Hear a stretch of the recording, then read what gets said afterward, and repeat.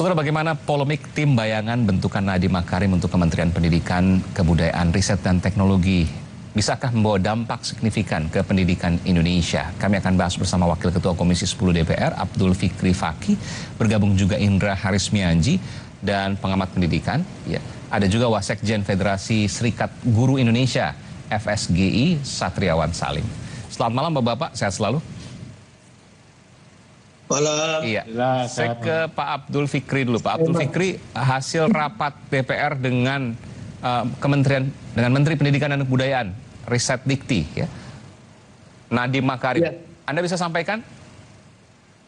Iya, sebetulnya kemarin itu raker itu berarti dengan Menteri Mendikbudristek, saya sendiri yang memimpin jam 10, mestinya jam 12 selesai, tapi jam 1 belum selesai, jam 2 juga belum selesai, jam 3 juga belum selesai. Intinya sesungguhnya adalah proses pembahasan APBN 2023. Setelah dari pagar, kemudian mereka sesuaikan, kemudian nanti distorkan ke pagar. Apakah disinggung soal 400 tim bayangan itu, Pak? Dari mana anggarannya dan kemudian apa manfaatnya? Ya, tetapi kemudian di situ kenapa menjadi lama itu karena sebagian paparan dari Mendikbud itu adalah menyangkut tentang yang ramai di publik tentang pernyataan dia di depan PBB. Dan ini satu forum itu dipakai untuk klarifikasi dari Mendikbud yang mengatakan bahwa mungkin saya salah menyampaikan bahwa itu bukan shadow organization ya, tetapi cenderung itu mirroring gitu kira-kira. Tapi sama, artinya memang itu tim di luar yang beliau menyebut kemudian 400 orang dan seterusnya. Ini tentu menjadi problematika karena ini kan pemerintahan dan semua diatur. Kita ini ada kementerian karena ada amanat dari Undang-Undang Dasar dan Undang-Undang tentang Kementerian Negara, Undang-Undang 39 tahun 2008. Kemudian Kementerian Pendidikan Kebudayaan ini gabungan antara Perpres 82 2019 tentang Kemendikbud dan Perpres 50 2020 tentang Kemenristek. Pak Fikri, ini kan semua diatur dengan Perpres 62 dan di Perpres 62 itu tidak ada tim-tim seperti itu. Artinya berarti yang saya tanyakan begini Pak Fikri, apakah kemarin dijelaskan juga 400 ini artinya orang baru semua kan? Ya, satu ini kan dari pernyataan beliau begitu mengatakan bahwa tim itu 400 orang yang kemudian setara dengan dirjen, product manajernya dan seterusnya, kemudian diklarifikasi. Sehingga ini vendor, dan vendornya adalah dari Telkom BUMN kita. Dan itu mengatakan bahwa ini kita di Kemendikbud itu, kata beliau, ini di forum raker menjelaskan bahwa kita sebut mereka vendor itu bukan sebagaimana vendor, tapi kerjasama, gotong royong, dan mereka membantu kerja-kerja Kemendikbud dalam hal-hal. Tapi kan harus digaji juga Pak, 400 orang itu gaji dari mana? Kemarin kebetulan membahas anggaran, dibahas nggak soal ini Pak? Nah, inilah yang kemudian pertanyaannya, kalau vendor, kemudian mereka apakah kerja, kan berarti di luar pekerjaan dia. Di luar pekerjaan itu apa? Apakah 400 itu orang itu satu pengadaan barang dan jasa, satu item atau 2 item atau 3 item, berasnya besarnya semua semua berapa? Ini yang perlu diperjelas, dan itu Menteri kemarin belum memberikan penjelasan, dan oleh karenanya sekarang nampaknya sudah mendapatkan respon dari BPK meskipun baru di Twitter, tapi kayaknya BPK akan menelusur karena ini kan sudah keluar dari amanat. Begini Pak, saya harus kritisi juga karena begini kan, Bapak katakan tadi sebagai vendor itu yang kemudian disampaikan oleh Menteri Nadiem Makarim. Meskipun di PBB ia mengatakan bahwa ini tim bayangan gitu ya, shadow organization. Lalu kemudian disebutkan ada data scientist, ada tim-timnya. Ini kan bukan vendor Pak. Betul, itulah yang saya kira. Jadi abu-abu nih, yang mana yang benar ini? Kenapa Komisi 10 kemudian mengejar itu? Karena ini kan pemerintahan, semua ada pakemnya, semua ada aturannya, semua ada regulasinya. Yang itu kemudian bisa saja Komisi 10 meminta kepada BPK untuk memeriksa dalam hal tertentu, kemudian kalau perlu investigasi tentang ini sudah ada belum sih Pak? Kenapa? 400 orang ini sudah ada belum sih? Atau baru rencana? Nah kalau yang dijelaskan di PBB kan sudah ada. Dan kita berdasarkan temuan DPR kemarin dengan Menteri Nadiem?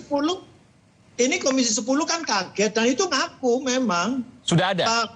Nadiemnya ngaku, Mas Menteri ngaku bahwa memang iya, tetapi itu sifatnya gotong royong, itu vendor, itu mereka sukarela dan seterusnya membantu. Sukarela artinya nggak digaji gitu Pak?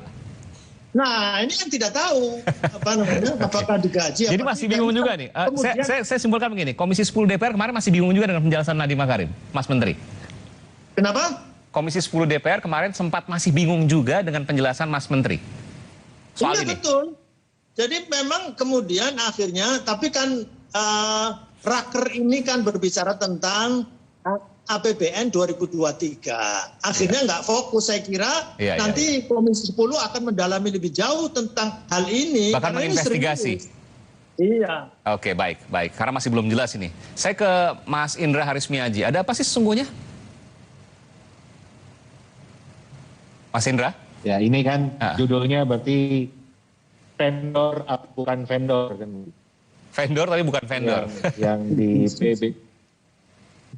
di PBB mengatakan bukan vendor, di DPR mengatakan ini vendor. Ya kita tentunya yang masyarakat jadi bingung. Tapi sebetulnya kami yang saya aja belum dapat poinnya nih, maksudnya apa ya?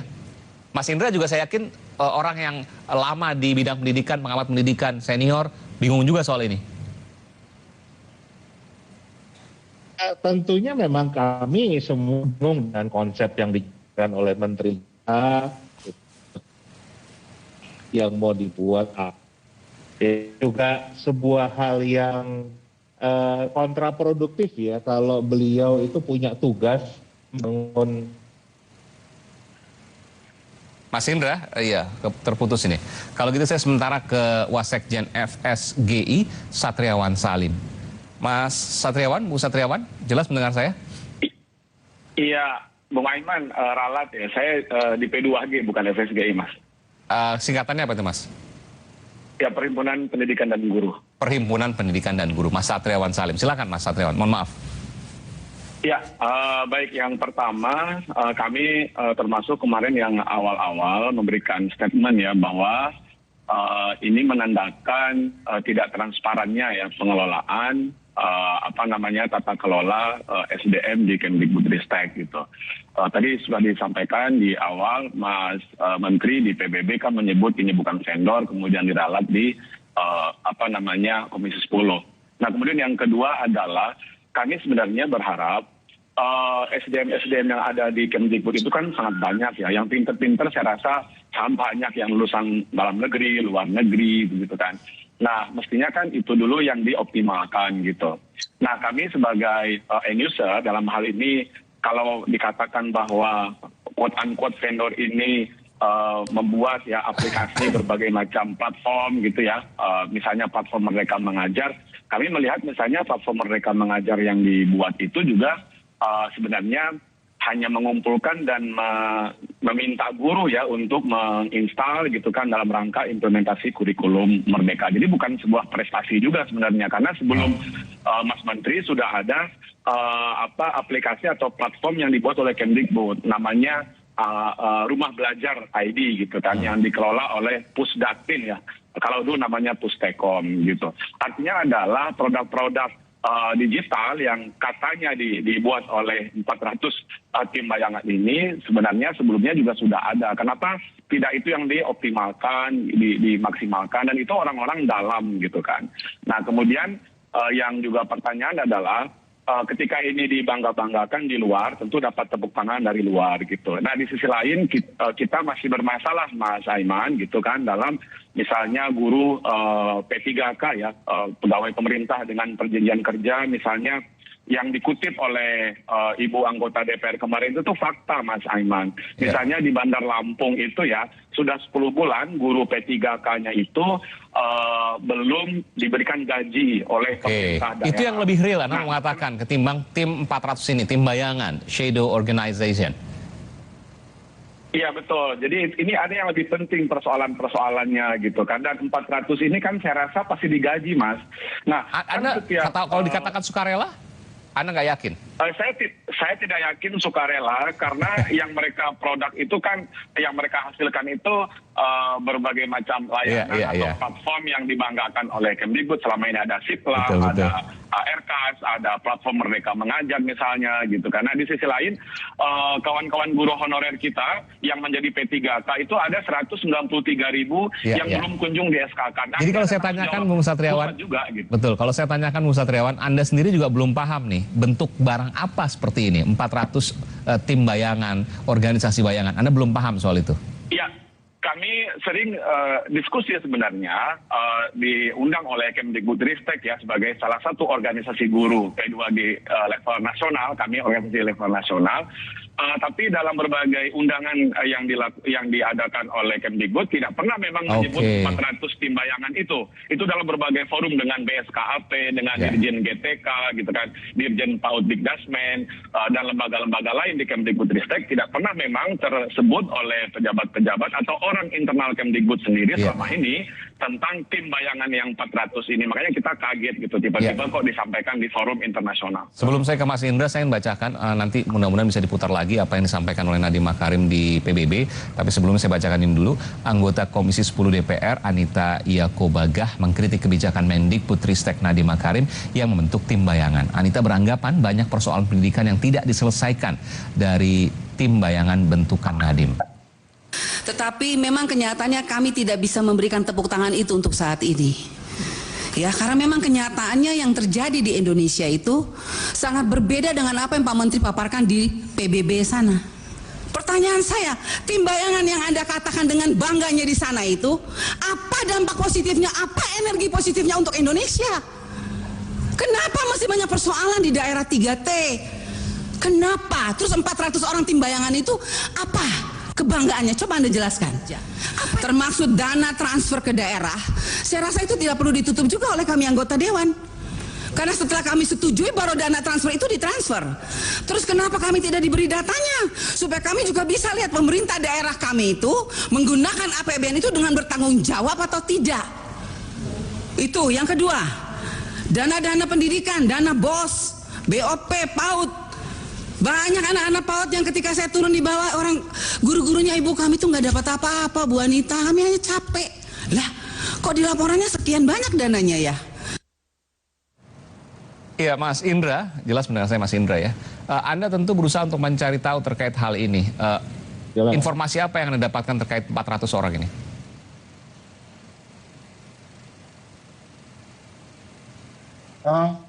Yang saya tahu di 400 orang ini itu yang memang bekerjanya untuk membuat aplikasi dan katanya memang di bawah Telkom namanya Komplek Edu ini kan begitu. Yang sebetulnya kita sendiri juga sebelumnya nggak begitu jelas. Malah yang kita pikirkan itu memang sebetulnya ada lembaga lain Mas Aiman yang memang selama ini jadi tim bayangannya Kemendikbud. Jadi organisasi bayangan Kemendikbud itu mungkin lebih dari satu kan. Apa yang Anda ketahui? Ini yang kita ketahui itu Pak Satriawan juga nanti bisa menambahkan ya. Ini ada sebuah yayasan yang punya MOU eksklusif dengan Kemendikbud dan sebetulnya ini dibentuk oleh yang sekarang menjadi pejabat eselon 1 Kemendikbud. Ada 3 pejabat eselon 1 yang terlibat di dalam yayasan ini nih. Dan sekarang yayasan ini setiap kegiatan Kemendikbud itu pasti ikut. Dan itu ada di setiap modul yang muncul itu ada nama yayasan itu kan gitu. Nah itu yang kita pikir sebagai tim bayangan karena memang pejabatnya bagian dari itu ya. Tupoksinya apa? Anda pernah tahu? Apa? Tugas pokok dan fungsinya apa dari bayangan yang Anda sebutkan tadi? Itu kita juga sebetulnya nggak jelas karena baik. seumur hidup baru ada konsep seperti ini. Kayaknya seluruh dunia juga baru ada konsep yang seperti Anda katakan seluruh dunia, Anda yakin dengan itu? Ada orang luar yang saya yakin gitu karena ini satu hal yang nggak efektif dan nggak efisien kan. Ada organisasi dalam organisasi. Kemudian yang punya tugas untuk menjalankan roda organisasi sendiri ngapain gitu. Kan berarti double tugas nih, banyak yang mengatakan karena Mas Menteri anggaran nih. Tidak percaya dengan ASN-nya di Kemendikbud, betul?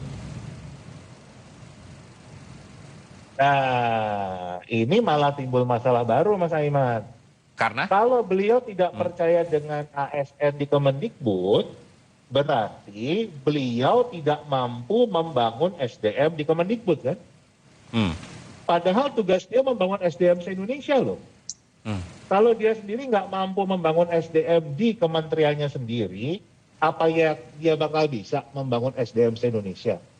Kan prioritas programnya Pak Jokowi pembangunan SDM unggul. Dan menjadi ujung tombaknya Mendikbud dong. Betul. Karena kalau Mendikbud sendiri nggak percaya dengan manusia Indonesia yang ada di kementeriannya, harus ngambil dari orang luar, ya pasti dia nggak akan mampu membangun SDM Indonesia. Berarti tempatnya memang bukan membangun manusia, tempatnya membangun aplikasi. Masuk akal. Jadi kalau di kementeriannya sendiri saja tidak bisa membangun SDM, apalagi tanggung jawab untuk membangun SDM di Indonesia. Anda mau mengatakan itu ya? Betul. Iya, kita dengarkan dulu. Saya akan dengarkan lagi karena memang ini masih yang abu-abu, masih belum jelas apa sih sesungguhnya tim bayangan 400 ini. Mendikbud Ristek Nadiem Makarim Saudara memaparkan tim bayangan bentukannya di hadapan Majelis PBB dalam forum transformasi pendidikan. Nadiem mengklaim tim bayangan bisa memvalidasi kebijakan Kemendikbud Ristek. Right now we have 400 product managers, software engineers, data scientists that have created a shadow organization attached to our ministry. This organization, this 400-person team, is not a vendor to the ministry. Every product manager and leader is attached as a semi-equal to the Director General, some of which are behind me over here. Iya, ini kalau saya lihat ada tim data scientist, tim software, ini mirip perusahaannya Gojek mungkin ya. Seperti itu, Bung Satriawan? Ya, memang terkesan selama ini pengelolaan pendidikan di era Mas Menteri itu lebih ke cita rasa pengelolaan perusahaan. Misalnya di rancangan Undang-Undang Sistem Pendidikan Nasional, Mas Iman, beberapa waktu lalu kan sempat ramai.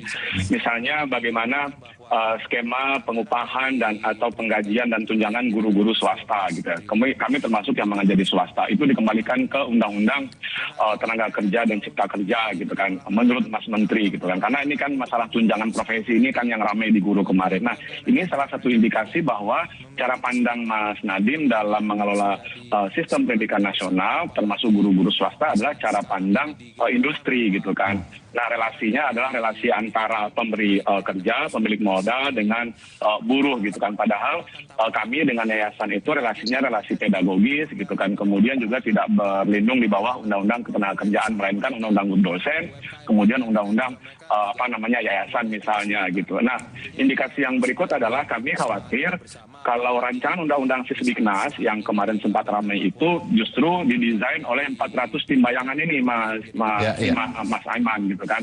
Nah, karena apa? Karena memang tim itu tidak disampaikan juga. Dulu RUU Guru Dosen, Undang-Undang Guru Dosen, Undang-Undang Sistem Pendidikan Nasional 2003, 14 2005 itu timnya disampaikan ke publik. Ada dialog, ada diskursus, tidak tiba-tiba jadi. Nah, kalau sekarang kan memang kami diundang, P2G diundang, PGRI diundang, semua stakeholder pendidikan diundang mulai Februari. Tetapi kan kami nggak tahu timnya siapa. Diundang pun dialognya hanya 5 menit waktu itu gitu kan.